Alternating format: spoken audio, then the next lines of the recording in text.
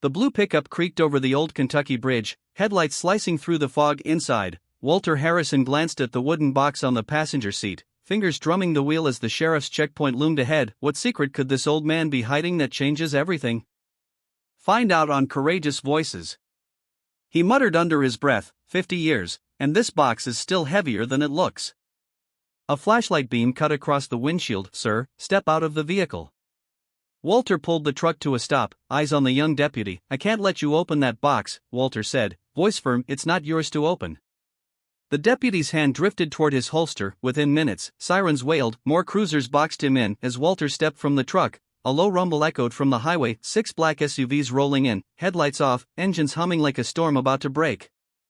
Walter Harrison was the kind of man people noticed without ever really knowing. At 78 years old, Walter was a quiet figure in rural Kentucky, a widower who lived alone in a weathered farmhouse on the edge of Mill Creek County. His home sat among rolling hills dotted with oak trees and grazing cattle, a place where life moved slow and the past was never too far behind. What people in town did know was that Walter was a constant presence on the country roads, his old blue Ford F-100 pickup as much a part of the landscape as the church steeple or the county fairground. The truck, dented and sun-faded, rumbled through town every Tuesday and Friday, headed for the grocery store or the feed shop. Folks would glance up from their porches or wave from passing cars and say, "There goes Walter," as if the sight reassured them that some things, at least, hadn't changed. Walter had been a widower for nearly 20 years. His wife Margaret had passed quietly in her sleep, leaving him with a house full of memories and no one to share them with. The couple had never been blessed with children, but Walter found ways to keep himself occupied. A man like Walter didn't wallow in grief, he worked through it. In the mornings, you might find him repairing the fence behind the churchyard, pulling weeds near the cemetery, or fixing a neighbor's old tractor that had coughed its last breath. People never had to call Walter, somehow he just showed up when something needed doing. At the local church, Pastor Jim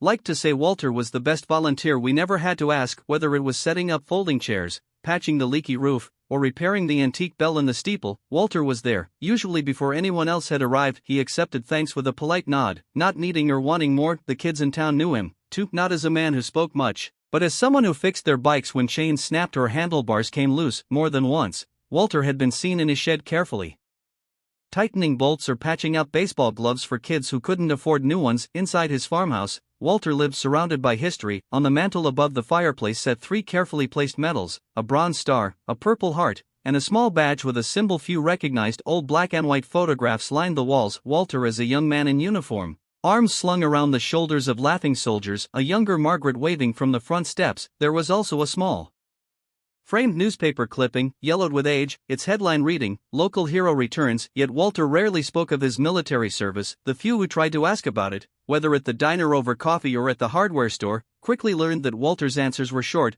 his gaze drifting somewhere far away. Whatever had happened back then, whatever stories he carried, he kept them folded tightly within like a letter never sent. Fridays were Walter's routine day at the diner. He always sat at the counter, second stool from the end, and ordered black coffee and a slice of pie. The waitress, Emily, knew his order by heart. She once tried to make small talk, but Walter gave a gentle shake of his head, and she understood it. Still, every week when she placed the check on the counter, he'd leave $1 extra, not much, but enough to remind her that kindness was noticed. Yet, beneath Walter's quiet surface, there was something more. In the attic of his farmhouse sat a wooden box, hand carved with a brass lock and a faint, almost worn-down engraving. For nearly 50 years, Walter had guarded that box, keeping it safe through storms, repairs, and moves around the property. Few people knew of its existence, and no one had ever seen inside. It wasn't just a relic, it was a promise Walter had made on a battlefield long ago, a promise that until now had been waiting for its moment. To the town of Mill Creek, Walter Harrison was just an old man with a pickup truck and a good heart. To the families of 11 soldiers who never came home, he was the keeper of a legacy, a man who had vowed to remember when the world was ready to forget. And unknown to the townsfolk watching him pass on the quiet country roads, Walter was preparing for the journey of his life, one last mission, one final act of service to fulfill a promise 50 years in the making. Can one old man's secret rewrite history? Stay tuned to Courageous Voices to find out. The sun had barely crested the hills when Walter Harrison stepped out onto his front porch, the morning air cool against his weathered face. In one hand, he held his old coffee mug. In the other, a folded letter he had read and reread for weeks. On the porch beside him sat the wooden box, hand-carved and polished smooth by time, its brass lock tarnished but firm. For nearly 50 years, that box had waited in the attic, waiting like Walter for this day. He gazed out across his land, past the small vegetable garden, the chicken coop, the rusting tractor near the barn, and took a long breath. Inside his old hound, Duke, shifted on his blanket. Sensing the stir of change, Walter gave a faint whistle, and Duke wandered over, leaning against his leg. "Travis will look after you," Walter murmured, patting the dog's head. "You're in good hands, old boy." Next door, teenage Travis was already shooting hoops in his driveway. Walter crossed over, his boots crunching in the gravel, and waved the boy over. "Morning, Mr. Harrison," Travis called. "Need something? Mind feeding Duke for me a couple of days?" Walter asked. "I've got some business to take care of." "Sure thing. You going somewhere?" Travis asked, dribbling the basketball idly. "Yeah," Walter said, a faint smile tugging at his mouth. You could say that Walter's blue Ford F-100, dented and sun-faded, waited in the driveway like an old companion. With care, he set the wooden box on the passenger seat, securing it with an old leather belt. He tucked the folded letter into his shirt pocket, picked up his overnight bag, and climbed into the cab. The truck coughed twice before settling into a familiar low rumble. Walter rested his hands on the steering wheel for a moment, eyes closed as if gathering himself, and then he eased the truck onto the road. The journey took him through the back roads of Kentucky, past fields of soybeans, weather-beaten barns, and church steeples rising over small towns. Along the way, Walter passed familiar sights: the pond where he and Margaret used to fish on Sunday afternoons, the little general store where he'd bought countless bags of feed, and the old mill that had closed down long ago. People waved as his truck passed, as they always did, and Walter lifted 2 fingers from the steering wheel in his quiet, familiar greeting. But unlike his usual errands, Walter did not stop at the hardware store or the market. His eyes stayed fixed on the road ahead. For years he had waited for the signal, the clearance that today had finally arrived, and now the weight of a promise long kept sat in the box beside him, humming like a quiet pulse. Near the county line, a police checkpoint appeared. 2 patrol cars, a couple of orange cones, and a young officer with a flashlight. Walter slowed, rolling down his window as the officer approached. "Afternoon, sir," the officer said, peering into the cab. "License and registration, please." Walter handed over his worn documents, his eyes steady. "What brings you out this way today, Mr. Harrison?" the officer asked politely. "Police business," Walter answered simply. The officer tilted his head, smiling faintly. "Mind if I ask what kind?" Walter's gaze drifted toward the wooden box. "Something that's waited long enough." That was when the second officer walked up from behind, glancing into the truck. "Sir, we're going to need you to step out of the vehicle," the young deputy said, voice tightening just slightly. Walter's hand moved to rest gently on the box. "I can't let you open that, son, it's not for you." The deputies exchanged a glance. One reached for his radio, murmuring quietly into the receiver. Within minutes, another patrol car arrived, then a fourth. Boxing in the old Ford, Sheriff Mike Reynolds soon pulled up, stepping out of his cruiser with a puzzled look. "Walter," Reynolds called, hands on his belt. "What's going on here?" Walter leaned slightly out the window. "Sheriff, I need to get to Precinct 17, there's something I have to deliver. I'd appreciate it if you'd let me pass." Reynolds walked closer, brow furrowed. "Walter, you're a good man, but you know I can't just wave you through. You're making these boys nervous." Walter nodded slowly. "I understand, do what you need to do, Sheriff." The sheriff let out a sigh, stepping back. "We're going to have to take you in, Walter." "I figured," Walter murmured. The deputies opened the door gently, guiding Walter out. He didn't resist, his hands remained at his sides, his face calm. As they placed the box into an evidence bag, Walter turned his eyes to the horizon where the road stretched on, knowing the journey wasn't over. Not yet. The fluorescent lights of the Mill Creek County Sheriff's Station flickered softly, casting pale reflections on the tiled floor. Walter Harrison sat on the bench along the wall, his hands resting on his knees, his posture upright, still as a stone. His old blue Ford F-100 had been towed behind the station, and the wooden box, now sealed in an evidence bag, sat on the shelf in the evidence room, waiting like a silent witness. Deputies moved about the station with an energy that hovered somewhere between routine and unease. They were used to minor arrests, the occasional bar fight, or a local caught speeding, not elderly men with federal alerts attached to their fingerprints. Sheriff Mike Reynolds watched from his office, arms folded across his chest. He'd known Walter for years. Everyone had. Walter was the quiet man who helped neighbors fix fences, repaired kids' bicycles, and kept to himself in the corner booth at the diner. Now he was in the booking area, surrounded by young deputies sneaking curious glances at him between paperwork and whispered questions. Reynolds ran a hand through his thinning hair and sighed,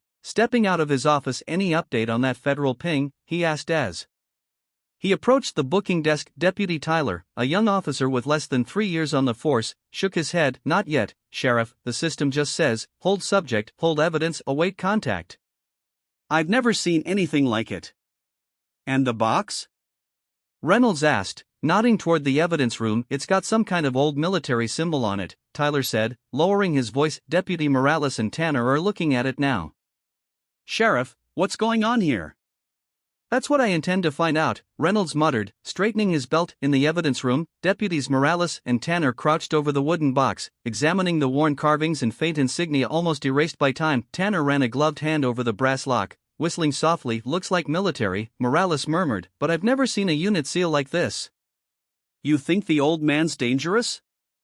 Tanner asked. Morales shook his head. Does he look dangerous to you? Back in the booking area, Reynolds sat across from Walter. He rested his elbows on his knees, searching the old man's face. Walter, I've known you too long to believe you've suddenly turned into a criminal, but I need to understand what's in that box, and why did your fingerprints set off a federal flag? Walter met the sheriff's eyes calmly. It's not my story to explain, Mike, but someone's coming, and when they get here, you'll understand everything. Before Reynolds could press further, the intercom at the front desk crackled to life. Sheriff, you might want to see this. Reynolds rose and followed the voice. When he reached the front of the station, he froze. On the monitor above the dispatch desk, 6 black SUVs had pulled into the lot, moving with quiet precision. No sirens, no flashing lights, just a clean, coordinated arrival that spoke of discipline and purpose. The deputies clustered behind him, whispering, "Who called in the feds?" One muttered, "I didn't hear any request for backup." Another said, the SUVs came to a stop, engines still running, doors opened in unison. Uniformed military police officers emerged, taking positions at the entrances, their movements efficient and deliberate. Then from the center SUV, a tall man in his 60s stepped out wearing a Marine Corps dress uniform. Sheriff Reynolds took a deep breath, straightening his shoulders. Well, he said under his breath, looks like our night just got a whole lot more interesting. Moments later, the front door swung open and the general walked in, flanked by 2 military police officers. General Robert McCall, United States Marine Corps, he said, flashing credentials. We're here for Commander Walter Harrison. For a long moment, no one spoke. Commander? Reynolds repeated, glancing back at the old man in the booking area. That's correct, McCall confirmed. Please take me to him. Reynolds led McCall down the hallway, his boots echoing on the tile. In the booking area, Walter rose smoothly, meeting the general with a crisp salute that revealed a younger man hidden in the lines of his face. Commander Harrison, McCall said, his voice firm but respectful. It's an honor. Didn't think they'd send you in person, General, Walter replied with a faint smile. We've waited a long time for this moment, sir, McCall answered. As they moved toward the conference room, the deputies fell into a hushed silence. Sheriff Reynolds watched as the pieces began falling into place, the quiet old man in the truck, the mysterious box, the federal alert, and now a general at his doorstep. And in that moment, Reynolds understood whatever Walter Harrison had carried into his station that night was something far bigger and far more important than anyone in Mill Creek could have imagined. Inside the Mill Creek County Sheriff's Station, time seemed to slow. Sheriff Mike Reynolds stood at the window watching as the 6 black SUVs glided silently into the parking lot. Their headlights were off, their movements smooth, controlled, almost rehearsed. Deputies clustered near the window, whispering under their breath, faces tight with a mixture of tension and awe. This wasn't the FBI or state police, they all sensed it was something even bigger. Deputy Tyler murmured, "Who did we just bring in?" Reynolds gave a slow shake of his head. "I'm starting to wonder if we should be saluting him." The front doors of the station swung open with a quiet authority. A tall man in a Marine Corps dress uniform stepped inside, flanked by 2 military police officers. His uniform was immaculate, his ribbons gleaming under the harsh fluorescent lights. He carried himself with the kind of calm that came from decades of command, from making decisions in moments of chaos. General Robert McCall, United States Marine Corps, he announced, presenting a folder of credentials to the desk sergeant. We're here for Commander Walter Harrison. The room went still, the word commander hit like a drop stone in a still pond. Reynolds stepped forward, extending a hand. Sheriff Mike Reynolds, I'd appreciate an explanation. General McCall gave a brief, respectful nod. You'll have one, Sheriff, but first take me to Commander Harrison. Down the hall, Walter sat quietly in the conference room, hands folded in front of him on the table. The wooden box rested nearby, its brass lock glinting faintly under the lights. He didn't rise when the door opened. He didn't need to. Commander Harrison, McCall said, stepping inside. It's an honor, sir.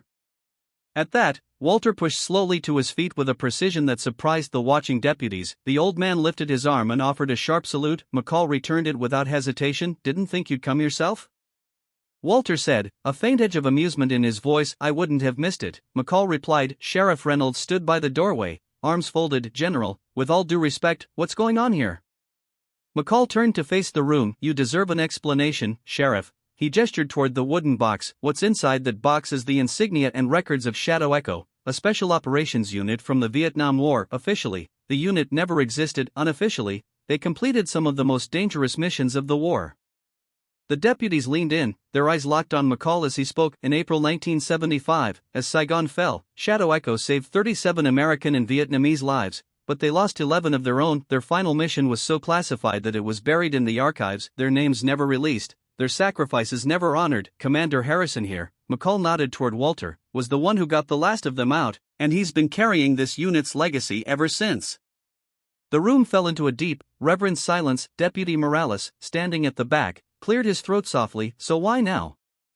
Because, McCall said, after nearly 50 years, the mission has been declassified. Operation Silverline has been activated. The families of those men will finally know the truth, and those soldiers will finally get the honors they deserve.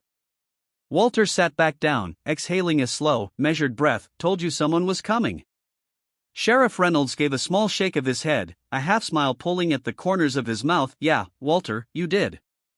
McCall turned toward Walter. Commander, we've arranged transportation to Washington. You'll be honored alongside the families of your men. The president himself will be there.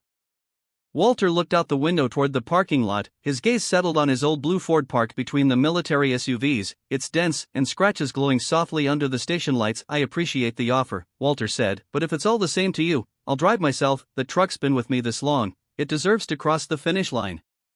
McCall let out a quiet chuckle, nodding. That can be arranged, Commander. As they prepared to leave, the deputies lined the hall, standing at attention as Walter passed by. The man they had booked, fingerprinted, and questioned just hours before, now walked between them, not as a suspect, but as a soldier, a commander, and a keeper of history. Outside, the engines of the SUVs rumbled to life. Walter eased into his truck, the seat familiar, the wheel worn smooth by his hands. As he pulled out of the lot, the convoy fell into formation behind him, a quiet, powerful escort. For a man who had waited half a lifetime to keep his promise, and on that quiet Kentucky night, a humble old truck led a military procession into the dark, toward the nation's capital, and toward history. The morning sun stretched over Arlington National Cemetery, casting a soft glow across the endless rows of white headstones. A crowd had gathered, military families, veterans, high-ranking officers, and invited guests, all sitting quietly, their eyes fixed on the stage. At the center of it all, standing with quiet dignity, was Walter Harrison. Walter wore his old dress uniform, its fabric a little worn, but still proud. The bronze star, purple heart, and the polished Shadow Echo insignia rested over his heart. Nearby, under a row of oak trees, sat his blue Ford F-100, cleaned but still bearing its battle-worn dents. Walter had insisted they remain, they're part of the story. He had told the detailers with a small smile. General Robert McCall stepped to the podium, his voice carrying across the hushed crowd. Today, we honor a unit that operated in silence for decades. Shadow Echo. In 1975, they completed a mission that saved 37 lives during the fall of Saigon. 11 men never returned, and for 50 years, their names, their stories, and their sacrifices remained buried in classified files. McCall's gaze turned toward Walter. One man kept their memory alive. Commander Walter Harrison carried that promise longer than many of us have been alive. Today, we honor him and the families who waited. The general slowly unfolded a small paper. I will now read the names of the 11 fallen. As each name was spoken, a family member approached the stage to receive a folded flag, a certificate of honor, and a long overdue embrace from the nation. Some clutched photographs, others wiped quiet tears, a few stood steady, faces lifted in pride. Walter watched, his hands resting calmly in front of him. With each name, he saw a face from long ago, young men frozen in memory, their laughter, courage, and trust still fresh in his mind. When the last name was called, McCall turned to Walter. Commander Harrison, he said, voice thick with respect, will you join us? Walter stepped forward, greeted by a standing ovation that rose from the crowd like a wave. At the podium, he paused, then spoke in a steady, simple voice. I made a promise to bring them home, Walter said, glancing toward the families, not their bodies, but their names, their honor, their memory. He paused, letting the moment breathe. Today that promise is kept. The crowd erupted in applause, some people standing with hands over hearts, others wiping at their eyes. As Walter stepped down, families surrounded him, mothers, sons, daughters, grandchildren offering hugs, thanks, and stories. As the ceremony ended, General McCall approached him one last time. We've got transportation ready, Commander. Walter looked toward his truck and smiled. No need, General, she's taken me this far, seems right she finishes the job. And so, under a late afternoon sun, Walter climbed into his blue Ford, leading the convoy of military vehicles out of Arlington. Homeward bound, the Kentucky hills rolled by as Walter Harrison's blue Ford rumbled down the narrow country roads, the familiar hum of its old engine filling the cab. Behind him, the military convoy had peeled away miles ago, leaving Walter to finish the last stretch home alone, just the way he wanted it. As he turned onto the gravel road leading to his farmhouse, he caught sight of something that made him ease off the gas. Along the driveway, neighbors had gathered, waving small American flags, holding homemade signs that read, "Welcome home, Walter," and "Thank you, Commander." Children ran alongside the truck, laughing as Walter gave a small wave from behind the wheel. At the end of the drive stood Travis, the teenage neighbor, holding Duke's leash. The old hound's tail wagged furiously as Walter pulled up and parked. "Mr. Harrison, you're famous now," Travis grinned. Walter climbed out of the truck with a soft chuckle. "Don't remind me." Inside the house, everything was just as he left it, the framed photo of Margaret on the mantel, the medals tucked neatly in a case, the wooden box now empty,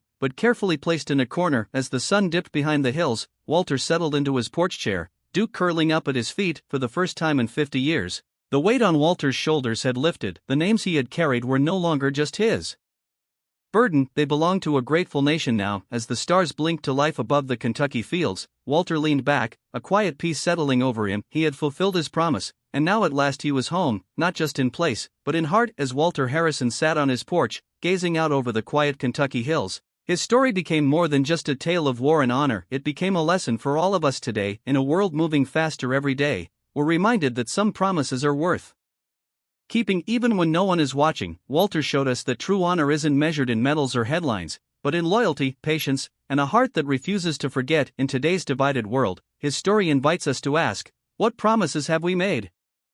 Who in our lives deserves a quiet act of remembrance or gratitude? We'd love to hear your thoughts. Have you ever known someone like Walter who kept a promise for years without expecting praise? Share your stories in the comments below. Let's remind each other of the quiet heroes around us. Thank you for watching and sharing this journey with us on Courageous Voices. If this story moved you, please like the video, subscribe to the channel, and hit the notification bell so you never miss another powerful story. Together, let's keep these lessons alive for generations to come.